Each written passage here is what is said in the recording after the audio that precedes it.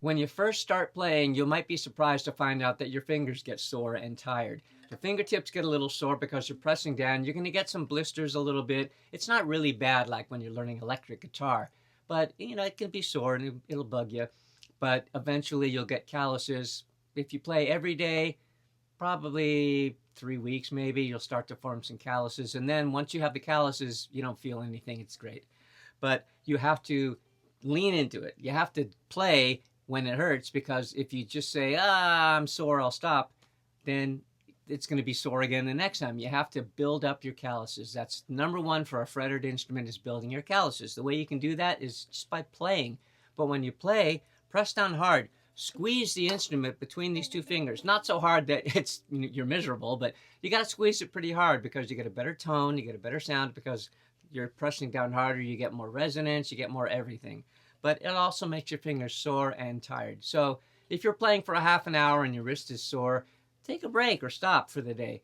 But also pay attention to your technique. And elsewhere in this course, I talk about technique and where you're bending your joints, and that has a lot to do with when things get sore.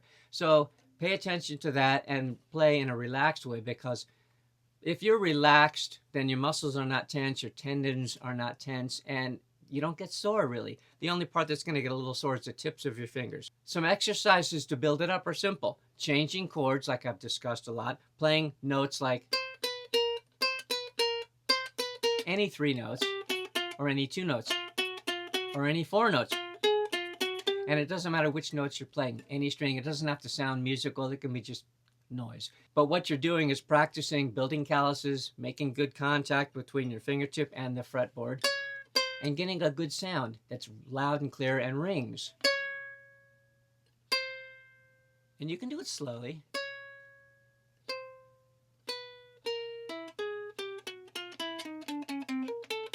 And it doesn't matter what you're playing, as long as what you're trying to do is press down hard under the nail, like I've talked about, not on the fingerprint, but right under the tip of your nail.